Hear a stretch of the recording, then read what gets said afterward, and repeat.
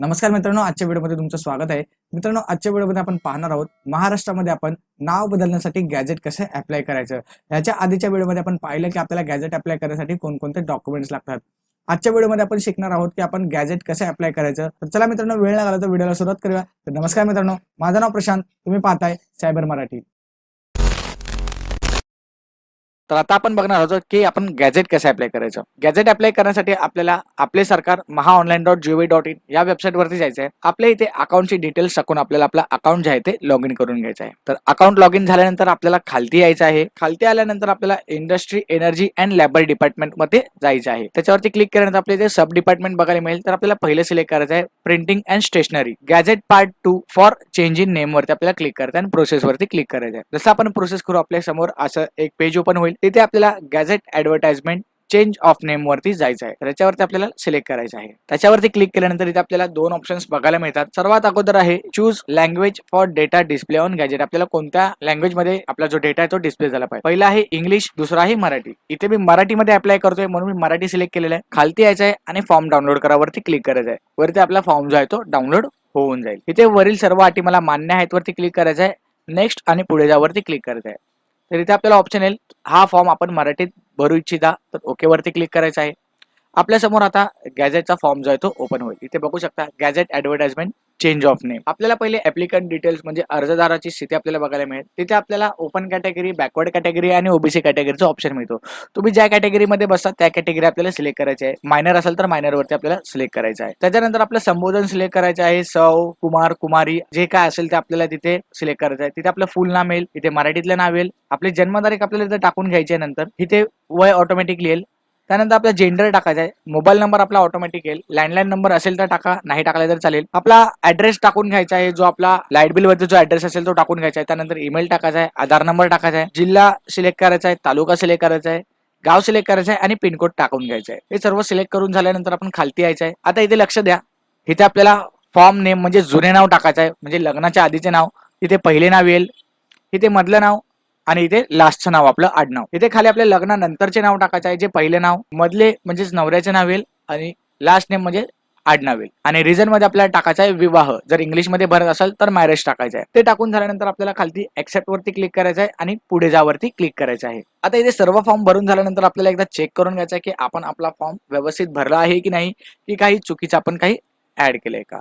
तर एकदा फॉर्म बघून झाल्यानंतर आपल्याला खालती ऍक्सेप्ट वरती क्लिक करायचं आहे आणि पुढे जावरती क्लिक करायचं आहे. आता मी ऍक्सेप्ट वरती क्लिक करतो आणि पुढे जावरती क्लिक करतो. इथे आपल्याला बघायला मिळेल आपली काही डिटेल्स, जसे की जुने नाव जे आपण टाकले की नाही बरोबर, नवीन नाव आणि आपला इथे ऍड्रेस आपल्याला बघायला मिळेल. ते झाल्यानंतर आपल्याला ओके वरती क्लिक करायचं आहे.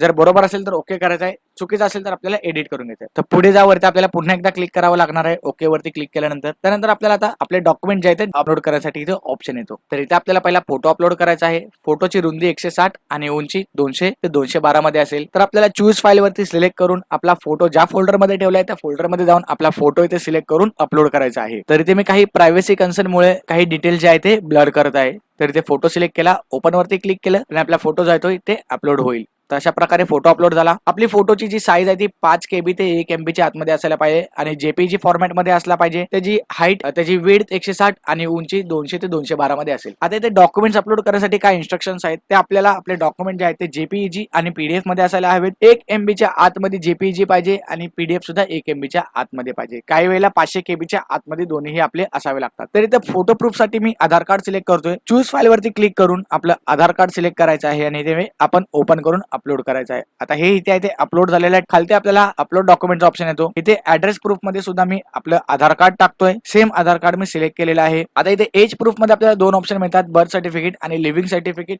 18 वर्षाच्या खाली असेल तर बोनाफाईड सर्टिफिकेट. तर इथे मी 18 वर्षाच्या वरती असल्यामुळे लिव्हिंग सर्टिफिकेट ऑप्शन चूज केलेलं आहे आणि ते लिव्हिंग सर्टिफिकेट जेपीईजी फॉर्मॅट मध्ये अपलोड केलं.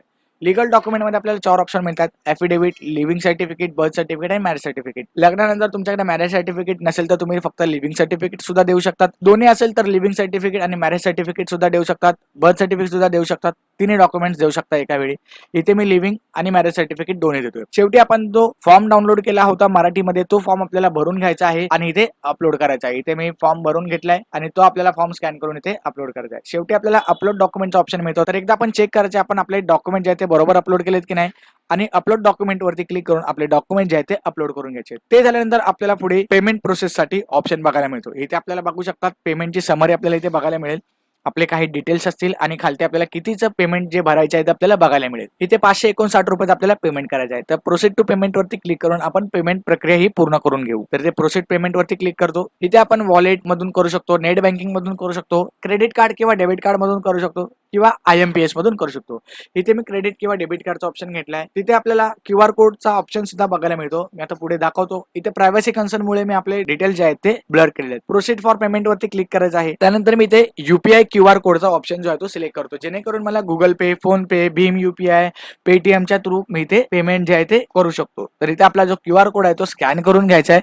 ऑटोमॅटिकली तिथे अमाऊंट येईल, ते अमाऊंट आपल्याला पे करायचे आहे आणि आपल्याला इथे डायरेक्टली ऑटोमॅटिक आपली जी एक्नॉलेजमेंट स्लिप आहे ती इथे आपल्याला बघायला मिळेल. तर मी त्या माझं जे पेमेंटचा स्कॅनर जो आहे तो मी स्कॅन करून घेतो. स्कॅन झालेला आहे, पेमेंट प्रोसेस होत आहे. इथे बघू शकता पेमेंट झालेलं आहे. इथे पोच पावती आपल्याला मिळालेली आहे. आता पोच पावती आपल्याला PDF मध्ये सेव्ह करून ठेवायची आहे की तुम्ही तुमच्या फोनमध्ये सेव्ह करून ठेवू शकता.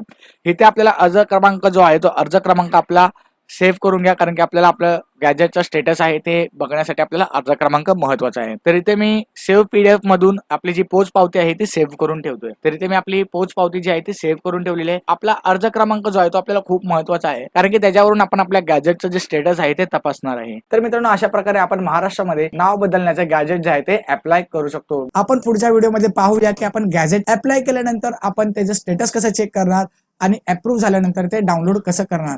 जर रिजेक्ट झालं तर त्याच्या पुढची प्रोसेस मी तुम्हाला पुढच्या व्हिडिओमध्ये सांगेन की रिजेक्ट झाल्यानंतर आपल्याला पैसे परत मिळणार की नाही हे तुम्हाला पुढच्या व्हिडिओमध्ये सांगेन. तर मित्रांनो, मला आशा आहे की तुम्हाला ही व्हिडिओ आवडली असेल तर लाईक करा, आपल्या फॅमिली आणि फ्रेंड सोबत शेअर करा. तुम्हाला जर काही शंका असेल तर खालती मला कॉमेंट करून नक्की विचारू शकता.